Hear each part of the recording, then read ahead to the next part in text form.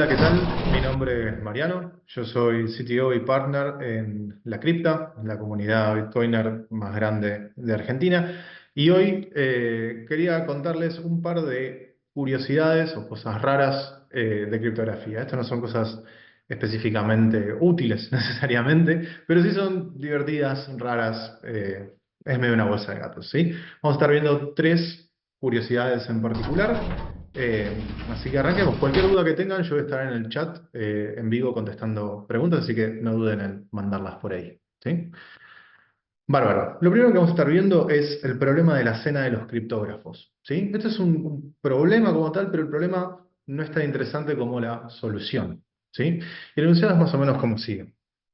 Tenemos 5 criptógrafos, pueden ser N, ¿sí? Se sientan a comer en un restaurante. Cuando llega el momento de pagar la cuenta, el mozo les dice que ya está todo pago. Ahora son medio paranoicos y quieren saber si alguno de ellos efectivamente invitó o si invitó a alguien de afuera, por ejemplo la NSA, ¿sí? Pero tampoco quieren quemarse, tampoco quieren quedar al descubierto si es que invitaron. Entonces, ¿qué pueden hacer los criptógrafos para transmitir esta información entre todos? Bueno, el algoritmo se basa más que nada en lo que es esta función XOR, ¿sí? La función XOR es una función booleana muy básica, muy conocida, ¿sí? Acá tienen la tabla de verdad. En la tabla de verdad básicamente pueden ver que lo que calcula XOR es si las dos entradas son distintas, ¿sí? Si son distintas nos va a decir 1, si son iguales nos va a decir 0. Pero más allá de la tabla de verdad, hay un par de propiedades de las cuales vamos a estar haciendo uso que son súper importantes. En particular, el orden no importa. Uno puede hacer el XOR en cualquier orden y va a andar bien. Otra propiedad interesante e importante es que se cancela, ¿sí? De alguna manera esto tiene más sentido si uno lo piensa como el operador es distinto de, porque nada es distinto de sí mismo. Entonces, cualquier cosa, XOR cualquier cosa, siempre va a dar cero, ¿sí? Y la última propiedad interesante que vamos a estar usando es que se puede utilizar un XOR en lugar de un NOT, ¿sí? En vez de invertir el valor de A, yo puedo hacer XOR 1 y eso me va a dar exactamente lo mismo, ¿ok? Todo esto lo vamos a estar utilizando. Ahora, el algoritmo en sí. ¿En qué consiste? Bueno, cada comensal tiene a su izquierda y a su derecha a otros comensales, otros criptógrafos, ¿sí? Entonces lo que van a estar haciendo es, van a estar tirando una moneda aleatoria, ¿sí? De forma tal que nada más los dos comensales adyacentes puedan verlo, ¿sí? Entonces, por ejemplo, yo voy a tirar una moneda con mi comensal de la izquierda y nosotros dos somos los únicos que conocemos el valor de esa moneda. Y por otro lado voy a tirar una moneda con mi comensal de la derecha y nosotros dos vamos a ser los únicos que conozcamos el valor de esa moneda, ¿sí? Una vez que todos tiraron sus monedas así de a pares, ¿sí? Fíjense que es siempre con el que tengo a la izquierda o el que tengo a la derecha, nada más, ¿sí? Vamos a gritar un número a la mesa. Y después con esos valores en la mesa vamos a hacer un cálculo entre todos, ¿sí? ¿Pero qué grito? Bueno, si yo no soy la persona que invitó, sencillamente voy a agarrar el valor de mi moneda de la derecha y el valor de mi moneda de la izquierda y les voy a hacer el XOR. Y eso es lo que voy a gritar. ¿Ok? Entonces, supongamos que cara y seca son 0 y 1. Si yo tengo un 0 y un 0, grito un 0. 0 y 1, grito un 1. ¿Ok? Ahora, si yo sí soy el que invitó, ¿sí? En vez de gritar el XOR, grito lo inverso a lo que me daría ese XOR, ¿sí? Entonces, por ejemplo, 0, 1, tendría que gritar un 1, pero como soy yo quien invitó, en lugar de gritar un 1, grito un 0, ¿sí? Bárbaro. Ahora, ¿qué hacemos con esto? Una vez que todos gritaron lo que tenían que gritar en la mesa, entre todos podemos ver todos los valores y podemos hacer el XOR de todos esos valores juntos. Ahora, si ese XOR entre toda la mesa me dio 1, significa que alguno de nosotros invitó, pero yo no sé quién. Y si ese XOR dio 0, significa que ninguno de nosotros invitó. Entonces, alguien más que no somos nosotros termina invitando a la cena. ¿Ok? Suena medio mágico esto. Vamos a ver por qué funciona, ¿sí? Imaginémonos que acá están los 5 criptógrafos. M1, M2, M3, M4 y M5 son las monedas, ¿sí? Fíjense cómo las monedas se tiran siempre entre dos comensales que son adyacentes, ¿ok? Bueno, en este caso, veamos qué pasa cuando nadie invitó, ¿ok? Lo que vamos a tener es que un comensal, que bueno, en realidad cada uno de los comensales, va a gritar el XOR de las dos monedas que tiene cerca. ¿Ok? Entonces eso lo vemos acá representado como M1 XOR M2, M2 XOR M3, y así siguiendo. Acá es donde empezamos a usar esas reglas de XOR que vimos al principio, ¿sí? En particular yo puedo eliminar todos esos paréntesis, porque el orden no importa en XOR, puedo agrupar como yo quiera, ¿sí? Y como el orden no importa, ese M1 que me quedó allá en la punta lo puedo traer para adelante. ¿Sí? Entonces me queda M1 XOR M1, M2 XOR M2, M3 XOR M3, y así siguiendo. Y es donde entra la segunda propiedad que vimos de XOR. ¿Sí? Todas estas cosas, cada una de ellas es cero. ¿Sí? Porque nada es distinto de sí mismo. Ahora, nuevamente, tengo un XOR de un montón de ceros. ¿Qué me va a dar esto? Cero. Entonces, si nadie invitó, no importa los valores de las monedas. Fíjense que acá no le pusimos valores a las monedas. M1, M2, M3 son valores. ¿Sí? No importa el valor de las monedas, todo este procedimiento va a terminar dándonos cero. ¿Sí?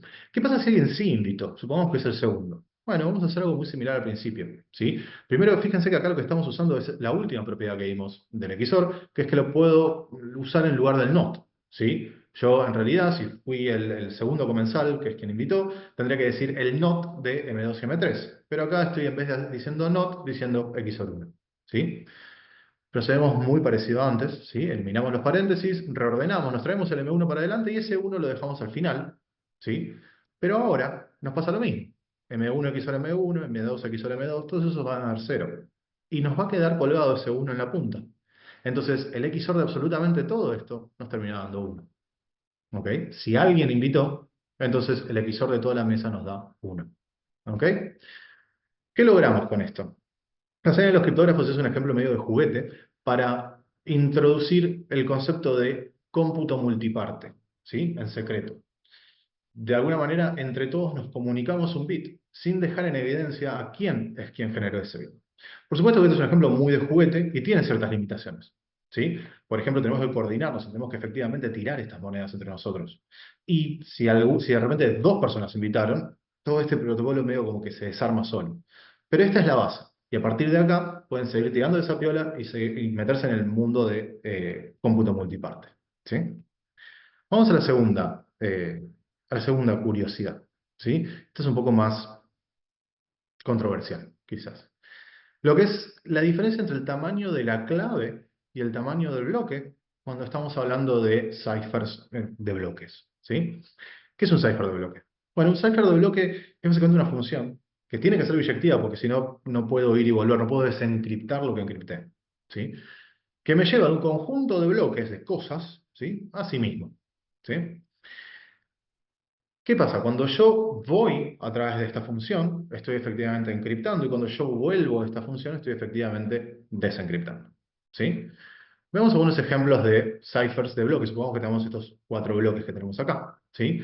Arriba lo que ven es la función medio por extensión, ¿no? Donde yo digo, en el primer ejemplo, por ejemplo, el bloque azul va a parar al bloque amarillo. El bloque verde va a parar al bloque rojo. ¿Sí? Lo que está ahí arriba es una representación muy explícita. ¿Sí? Podemos hacerlo un poco más compacta, básicamente listando los bloques. Fíjense que todas las primeras líneas de los ejemplos de abajo son todas iguales. Y abajo, los bloques a los cuales corresponden. ¿Sí? Habíamos dicho, por ejemplo, el azul va a parar al amarillo. Si se fijan en el primer dibujito, el azul efectivamente tiene el amarillo por debajo. ¿Sí? Entonces ahora, lo que cabe preguntarnos es, bueno, ¿cuántos de estos bloques, cuántos de estos ciphers hay? ¿Sí? Y sigamos por un segundo en este ejemplo de cuatro bloques. Supongamos que todo nuestro alfabeto tiene nada más que cuatro valores. ¿Ok?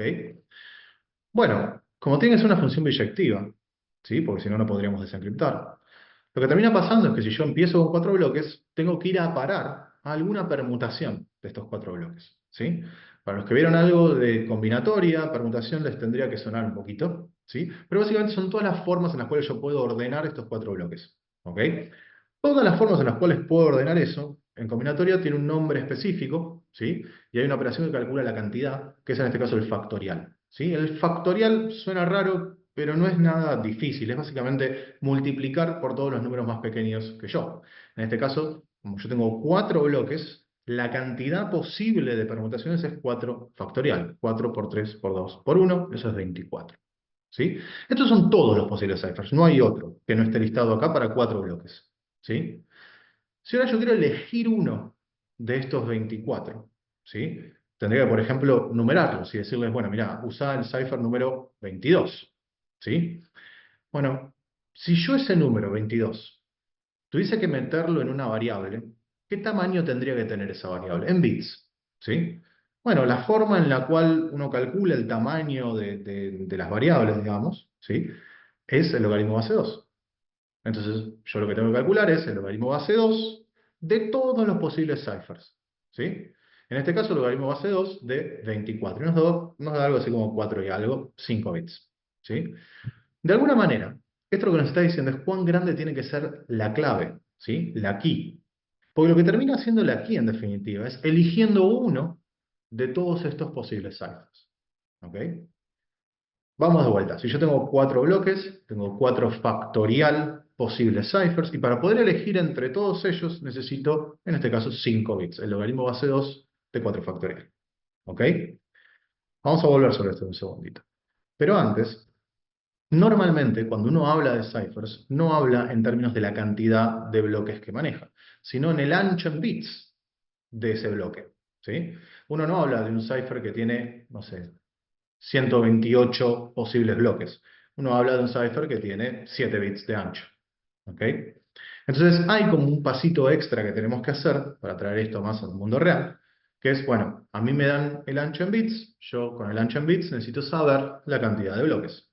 Bueno, si a mí me dan un ancho en bits de n, la cantidad de bloques de n bits es 2 a la n, porque cada uno de los bits puede a su vez ser 0, 1. ¿Ok? Ahora, hilvanemos esto con lo que decíamos antes, ¿sí? Si yo tengo un cipher de n bits de bloque, voy a tener 2 a la n bloques. Si yo tengo 2 a la n bloques, acuérdense lo que dijimos al principio, yo voy a tener 2 a la n factorial posibles ciphers. Estos son todos los ciphers posibles con 2 a la n bloques, ¿sí? Y si yo quiero elegir uno entre todos ellos, bueno, voy a necesitar el logaritmo base 2 de eso. Y lo que nos termina quedando es esta expresión medio extraña de acá, que es el logaritmo base 2 de 2 a la n factorial. Tenemos un factorial adentro de un logaritmo, es una cosa horrible eso. Por suerte, hay un fulano que se llamaba Stirling, que nos regaló una aproximación que se llama la fórmula de Stirling, la aproximación de Stirling, que lo que nos termina diciendo en el fondo es que el logaritmo de algo factorial, yo me puedo deshacer del factorial si meto lo que había dentro del logaritmo adelante multiplicándolo, ¿sí? Básicamente lo que estamos acá abajo. Nosotros tenemos que el logaritmo base 2 de 2 a la n factorial es 2 a la n por el logaritmo base 2 de 2 a la n, ¿sí? El logaritmo base 2 de 2 a la n es muy sencillo, es sencillamente n, con lo cual nos termina quedando que para poder elegir entre todos los posibles ciphers de n bits de bloque, yo necesito n por 2 a la n bits de key. ¿Ok? Veamos esto en números un poco más concretos, porque por ahí hasta ahora tipo, está todo medio en el aire, muchas fórmulas, muchas cosas raras, pero veamos cosas concretas, ¿sí? Fíjense que el tamaño de key necesario solamente depende del tamaño del bloque, ¿sí? Nada más. Por ejemplo, acá tenemos listados 5, 6, 5 ciphers comunes, ¿sí? Tenemos DS, IDEA, ARC5, AES, Blowfish, son ciphers que se usan, ¿sí? Cada uno de estos ciphers tiene distintos tamaños de bloque, ¿sí? Recuerden, el tamaño de bloque en general viene expresado en bits. Entonces, por ejemplo, DS es un cipher de 64 bits de bloque. Por otro lado, tenemos la key que este cipher acepta, hoy por hoy. Y a lo último vamos a tener cuántos bits yo necesitaría efectivamente para poder direccionar todos los posibles ciphers para ese ancho de bloque. Si ustedes se fijan en DS, yo necesitaría 2 a la 70 bits en la key. ¿Ok? Y fíjense cómo estos números no dependen ni del tamaño de la key del cipher ni del cipher, dependen nada más que del tamaño del bloque. ¿Sí? En números más humanos, pongamos por ejemplo ARC5 con bloques de 32 bits. Necesitaría 16 gigas de key. ¿Sí? La key, para poder seleccionar todos los ciphers de 32 bits de bloque, tendría que ser de 16 gigas, con un pendrive entero. ¿Sí? O bueno, hoy los pendrives son grandes, pero es mucho como tamaño de key. ¿Qué es lo que está pasando de fondo con esto? Bueno, la enorme mayoría de los ciphers con un cierto tamaño de bloque no son accesibles a través de la key. ¿Sí? Yo tengo muchos más ciphers de los que la key me permite seleccionar. Dicho de otra manera, un cipher en particular, de todas las posibles funciones biyectivas que podría implementar, implementa muy poquitas, pero muy poquitas, ínfimo. Fíjense estos números, no tienen sentido, ¿sí? De 16 gigas pasamos a, no sé, 2K, en el caso de RC5. Es ínfimo el tamaño explorable o explorable en realidad a través de las keys de estos ciphers, ¿sí? Lo que va a terminar pasando es que distintos ciphers nos van a dejar metidos como en distintos silos, ¿sí? Que van a ser las funciones que efectivamente sí puedan ver a través de sus keys. Entonces esto de alguna manera es un poco un argumento como para, bueno, mezclemos primitivas, mezclemos ciphers, ¿sí? Usemos un poquito de uno y después enclemos otro pedacito con otro. Mezclemos porque de esa manera tenemos más chances de no caer siempre en el mismo silo. Desde lo teórico esto es un poco más sutil por ahí. Normalmente cuando uno analiza un cipher, uno lo analiza pensándolo como si fuese una permutación pseudo-aleatoria, que venía a ser eso que dijimos al principio, ¿no? Uno de todas esas algo factorial posibles funciones, ¿sí? Pero acabamos de ver que en la vida real, en la práctica, la enorme mayoría de todas esas funciones nunca las vamos a ver. Nunca vamos a tener una key para ellas. Son invisibles para nosotros. Fin de la parte más matemática. Vamos a hablar de otra cosa rara, quizás la última cosa rara, que es cómo podemos extender un hash. Estos también se conocen como los ataques de extensión de longitud de un hash, ¿sí? ¿Y cuál viene a ser el problema acá? Bueno, básicamente hay algunas funciones de hash que me permiten encontrar el hash de m concatenado con m' para cualquier m', pero el chiste está en que no necesito conocer m, ¿sí? De alguna manera me permiten, dado el hash de m, encontrar el hash de m', ¿sí? De m concatenado con m', perdón, sin conocer de dónde vino esto originalmente, ¿sí? Vamos con un ejemplo. Supongamos que digo, bueno, m' está, ¿ok? Bueno, entonces existe una función f que dado el hash de flores, me consigue el hash de floresta. O dado el hash de Tor, me consigue el hash de torta. Sin saber ni flores ni Tor. ¿Sí? Acá vemos un ejemplo donde era medianamente útil o irrisorio, ¿sí? Pero hay otros casos en los cuales no necesariamente es tan útil esto, ¿sí? Por ejemplo, esta misma función, dado el hash de hola, nos devuelve el hash de holata, ¿sí? Dependiendo de la realidad, digamos, de dónde se da esta función, va a ser más o menos útil una o la otra, ¿sí? Pero ¿por qué funciona? ¿Por qué puedo hacer esto? ¿Sí? O sea, lo que está pasando de fondo es que yo tengo un mensaje M, ¿sí? Y por un lado le calculo el hash y por otro lado le concateno M' y después le calculo el hash, ¿sí? Hasta ahí las flechas negras que ven en la pantalla ahora, ¿sí? Y ninguna de esas flechas negras es particularmente sorprendente, es lo que uno esperaría que suceda. Yo un mensaje le puedo calcular el hash, un mensaje lo puedo extender con algo, y después, una vez que lo extendí, le puedo calcular el hash. No pasa nada. Lo que es raro es esa línea roja ahí, esa F, que me permite viajar de un hash a otro, sin conocer M, ¿sí? Eso es raro. Entonces, lo que está pasando acá en el fondo es que hay distintas formas de armar un hash, de construir un hash, ¿sí? Pero hay una construcción en particular que se llama la construcción de Merkle-Damgard, que es lo que uno haría normalmente cuando uno está armando un hash, ¿sí? Básicamente la construcción de Merkle-Damgard, ahora la vamos a ver un poquito más gráficamente, pero consiste en una cosa que se llama una función de compresión, que me permite ir como acumulando cosas en un hash, ¿sí? Y eventualmente esa función de compresión termina tirando un valor y ese es el valor del hash, ¿ok? Y el chiste de esto, ahora después vamos a ver un ejemplito por ahí un poquito más concreto, es que yo con ese valor del hash podría retomar este cálculo de la construcción de Merkle-Damgard y seguir calculando más cosas, efectivamente, extendiendo el hash como vimos al principio. Esta es la pinta que tiene la construcción de Merkle-Damgard, ¿sí? F es la función de compresión, ¿sí? B1, B2, Bn son los bloques de texto que yo quiero hashear, ¿sí? A mí me va a dar un archivo gigante, lo parto en bloquecitos y voy de a poquito dándoselo de comer a esta función de compresión. Y B es un vector de inicialización original, que es una constante, no importa mucho. T es una función de terminación. Y eso es importante porque justamente los hashes que son vulnerables son los que T es la identidad, es la función que no hace nada, ¿ok? T estaba ahí originalmente en la construcción de Merkle-Damgard justamente para evitar este tipo de problemas. H termina siendo el hash final, ¿sí? Ahora, ¿qué es la función de compresión? Bueno, la función de compresión no tiene mucha mística. Es algo que, dado dos inputs, me devuelve un output que tiene el mismo tamaño que uno de sus inputs. ¿Sí? En este caso, el input 1. ¿Ok? Y fíjense que acá queda claro por qué se llama función de compresión. Porque de alguna manera, yo estos N2 bits que estoy agregando, ¿sí? No me estarían ocupando el lugar. Lo que estoy haciendo es los estoy metiendo, estoy mezclando con los bits que ya tenía en el input 1. ¿Ok? En concreto, esto que ven acá, por ejemplo, es SHA-256.